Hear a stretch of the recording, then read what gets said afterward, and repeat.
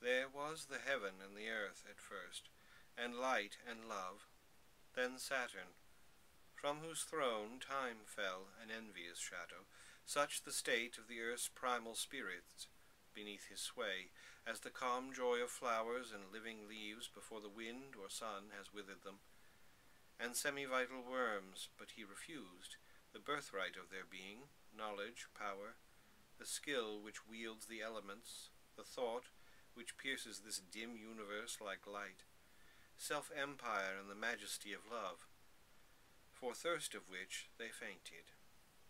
Then Prometheus gave wisdom, which is strength, to Jupiter, and with this law alone, let man be free. Clothed him with the dominion of wide heaven, to know nor faith nor love nor law, to be omnipotent but friendless is to reign. And Jove now reigned, for on the race of man, first famine, then toil, and then disease, strife, wounds, and ghastly death unseen before, fell. And the unseasonable seasons drove, with alternating shafts of frost and fire, their shelterless pale tribes to mountain caves.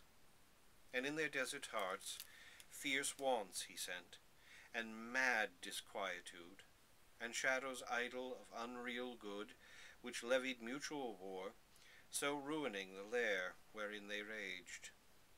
Prometheus saw, and waked the legioned hopes which sleep within the folded Elysian flowers, nepenthe, molly, amaranth, fadeless blooms, that they might hide with thin and rainbow wings the shape of death, and love he sent to bind the disunited tendrils of that vine, which bears the wine of life, the human heart.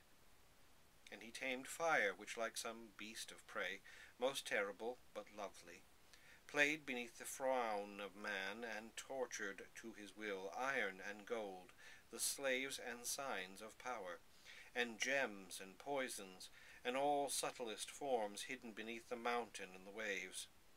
He gave man speech, and speech created thought, which is the measure of the universe.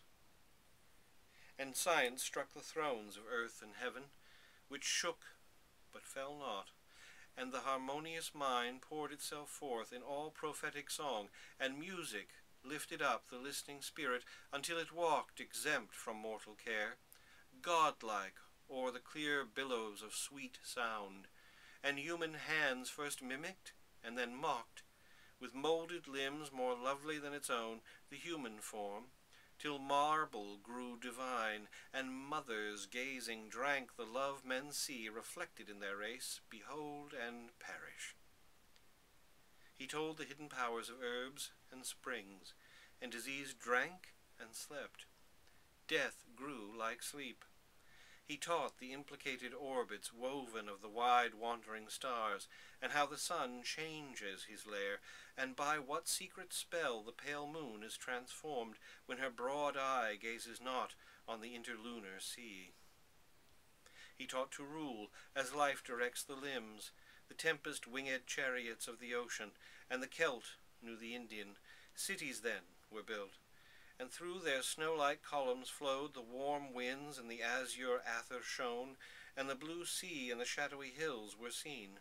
Such the elevations of his state Prometheus gave to man, for which he hangs, withering in destined pain, but who rains down evil, the immediate plague, which, while man looks on his creation like a god, and sees that it is glorious, drives him on, the wreck of his own will, the scorn of earth, the outcast, the abandoned, the alone? Not Jove. While yet his frown shook heaven, aye, when his adversary with adamantine chains cursed him, he trembled like a slave. Declare, who is his master?